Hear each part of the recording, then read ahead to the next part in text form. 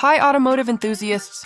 Welcome to Boost Bureau, where today we're diving into the story of the 1971 Mustang Mach 1, the forgotten fastback that once shook Detroit and still raises fascinating questions about the golden age of muscle cars. When Ford unveiled this machine, it wasn't just another model. It was a bold statement, a symbol of how far the pony car had come from its origins in 1964. Bigger, wider, and more aggressive than anything the Mustang name had worn before. The 1971 Mach 1 represented both ambition and a gamble, arriving at the exact moment when the muscle car scene was shifting under everyone's feet. Enthusiasts remember its wide stance, long hood, and fastback roofline that looked ready to devour pavement. But many forget the pressures that shaped its destiny. Government regulations tightening around emissions, insurance companies targeting performance cars, and a brewing energy crisis that would soon topple Detroit's performance dreams. Today we're going to walk through that complicated tale in full. We'll explore why Ford made the choices it did, how the Mach 1 tried to balance brute force with evolving realities, and what its legacy tells us about a time when America's car culture was both at its loudest and most fragile. Along the way, we'll bring out the smaller human stories that make this more than just a tale of sheet metal and horsepower.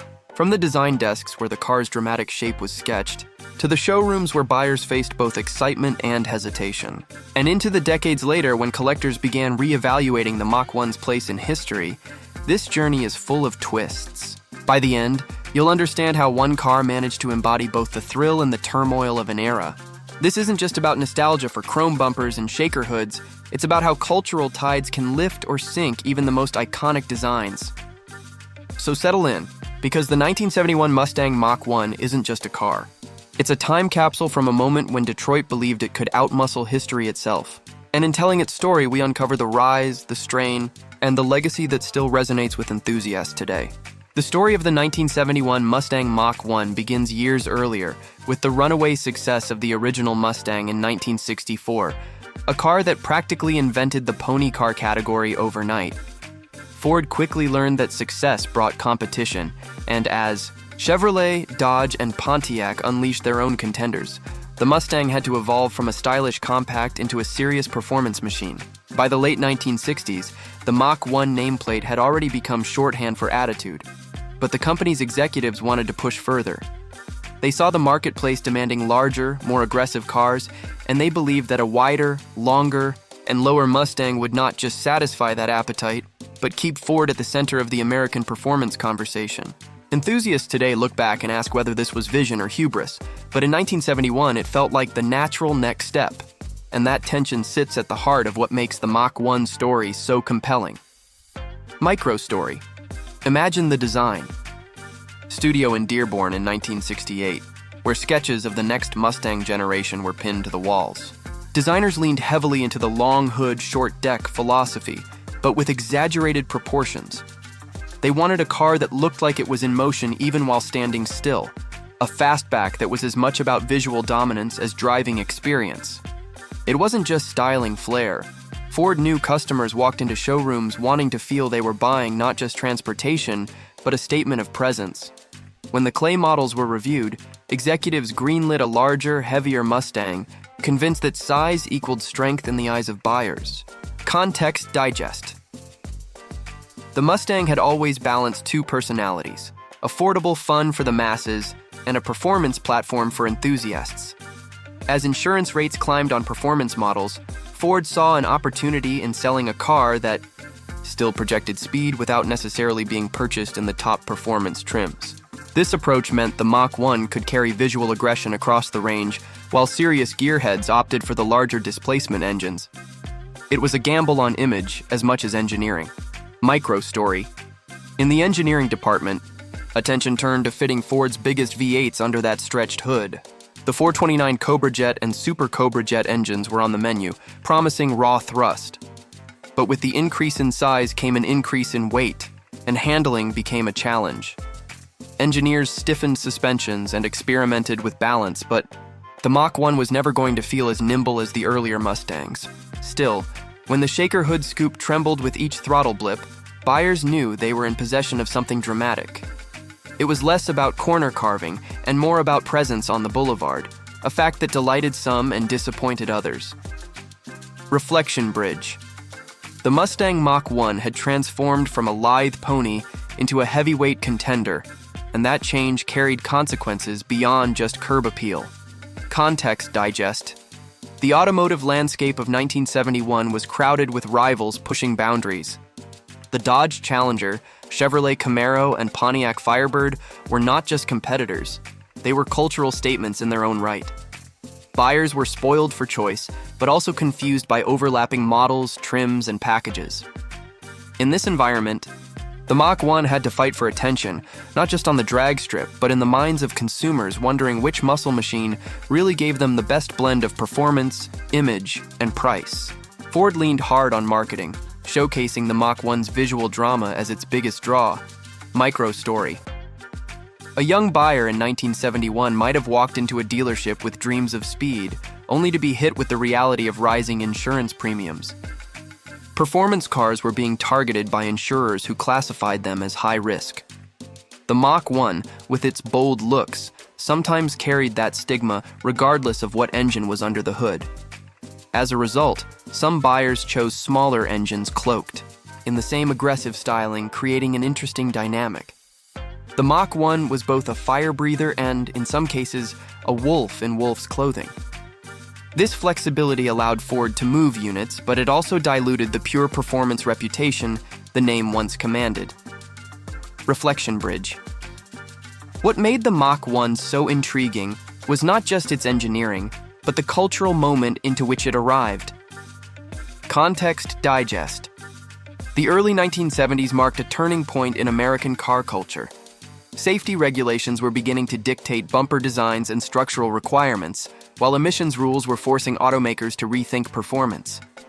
The Mach 1 stood as a symbol of resistance to those changes, a car that seemed to say, "We can still do it our way." Yet underneath, the winds of change were undeniable. This duality gave the Mach 1 its unique identity, part celebration of muscle excess, part herald of a fading era. Microstory. Enthusiasts who drove the 1971 Mach 1 discovered a split personality. On straight roads, the car was a beast, delivering torque in a way that made you feel unstoppable. But on winding roads, its size and weight reminded you that this was a different animal from the nimble pony cars of years prior. Owners developed a love-hate relationship, admiration for its style and straight-line punch, frustration with its compromised agility. Over time, this blend of strengths and weaknesses gave the Mach 1 a reputation as both misunderstood and unforgettable. The stage was set. A bold new Mustang had arrived with larger-than-life styling and power, but the forces gathering around the automotive world were about to challenge everything it represented, leading directly into the next phase of its story. As 1971 turned into 1972 and beyond, the environment surrounding the Mach 1 began to shift dramatically. Detroit had built its reputation on horsepower and swagger, but a combination of regulations, economics, and shifting consumer expectations started eroding the ground beneath its feet. For the Mach 1, this meant that the very traits that made it bold in 1971, size, weight, and aggressive performance, were increasingly seen as liabilities rather than assets. Buyers who once sought the thrill of speed were now reconsidering what they wanted from a car, and Ford had to respond. This period became the real crucible for the Mach 1's legacy. Microstory. Picture a Mach 1 rolling off the line in late 1971, equipped with a 429 Cobra jet under the hood. On paper, it offered close to 375 horsepower, a figure that spoke to pure muscle. But as new federal regulations came into effect, automakers began reporting net horsepower ratings instead of gross, and suddenly that same engine appeared much weaker on spec sheets. Buyers who once bragged about triple-digit power felt deflated, even if the real-world performance hadn't changed much. The Mach 1 was caught in a numbers game it couldn't control, and perception started to shift against it. Context digest. Insurance companies had already begun penalizing performance car buyers, but now fuel costs started entering the equation. The early signs of the oil crisis were on the horizon, and consumers grew wary of thirsty engines. A car like the Mach 1, wide and powerful, suddenly seemed out of step with the times. While it remained desirable to enthusiasts, the mainstream appeal began to fade, creating a chasm between image and practicality. Microstory. dealerships noticed a change in foot traffic. Customers admired the Mach 1's looks but hesitated when it came to signing paperwork. Rising insurance premiums, high fuel consumption, and a shifting cultural climate made the Mach 1 a tough sell compared to smaller, more efficient cars. Salespeople leaned heavily on the car's styling and features, but many prospective buyers walked out with more modestly equipped vehicles. The Mach 1 was becoming a car that looked the part but struggled to maintain its place as a sales powerhouse. Reflection bridge. What had once been the Mustang's bold gamble was now turning into a test of survival in an unforgiving market. Context digest. The early 1970s also saw a cultural shift in how cars were perceived. Environmental concerns were entering mainstream discussion, safety advocates were pushing for stricter standards, and Washington was paying attention. Muscle cars, once celebrated as icons of freedom, were increasingly framed as irresponsible excess.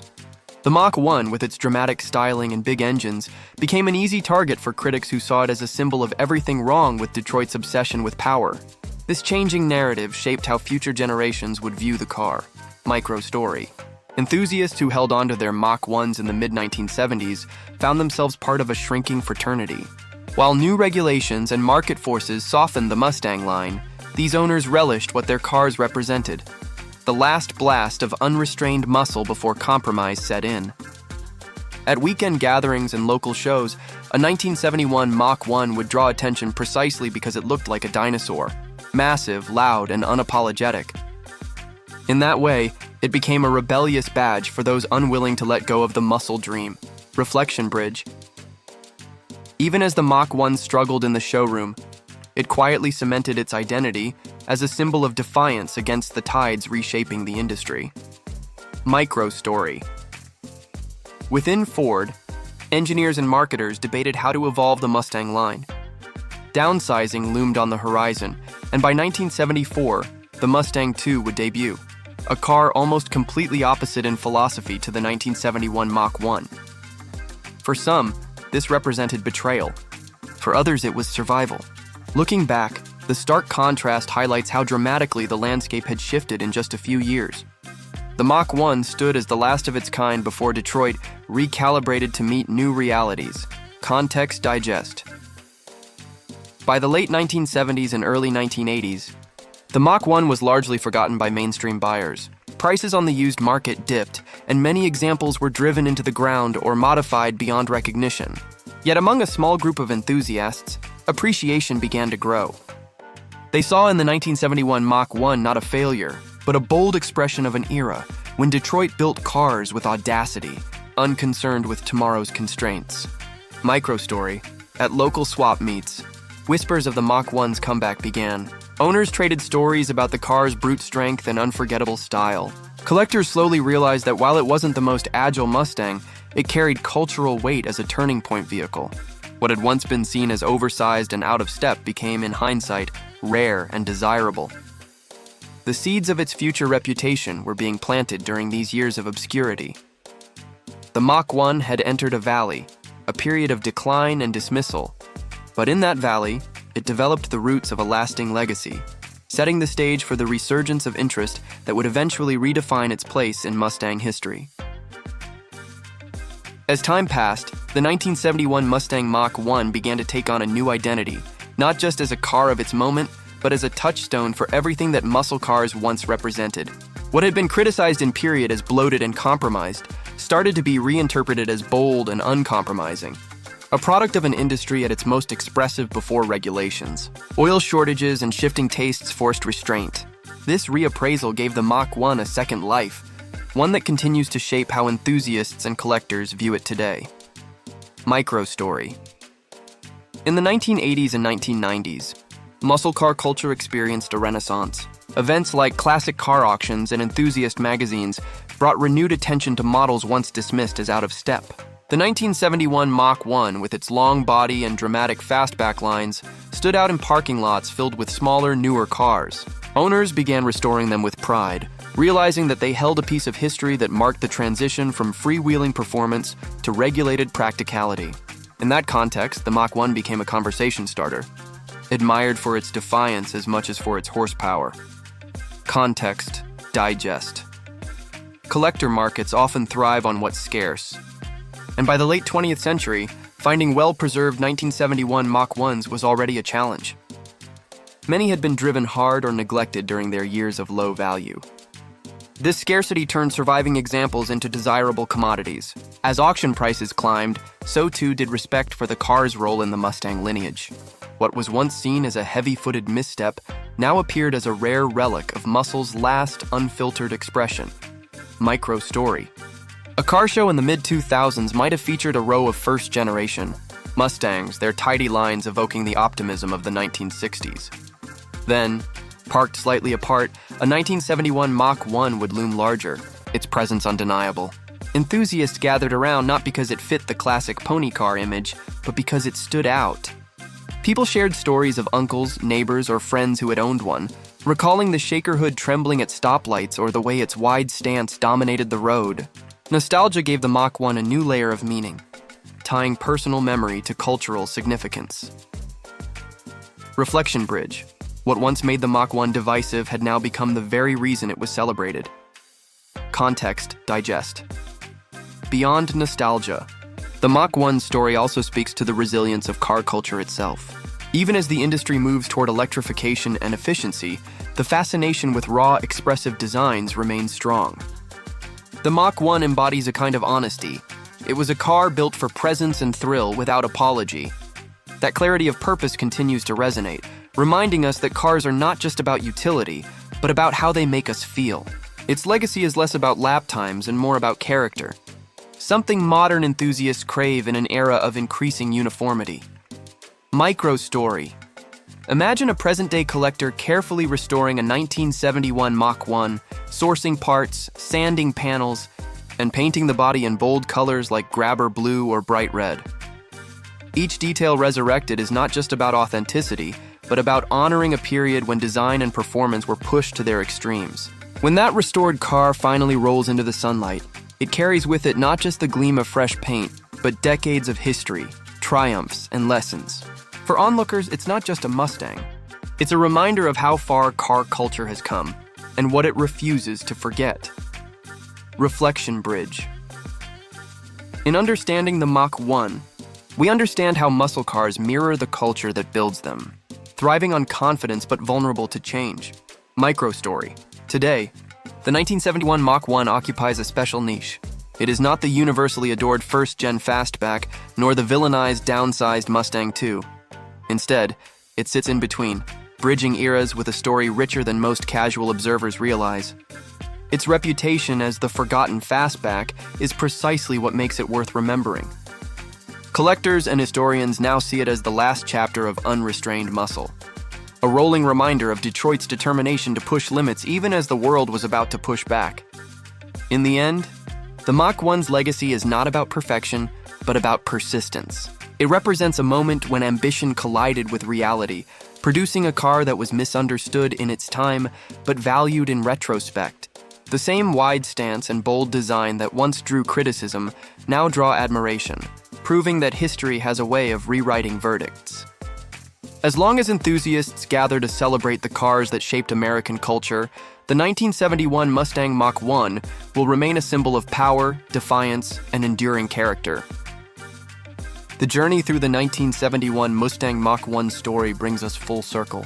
We began with a bold fastback that Ford believed would secure its dominance in a crowded performance market.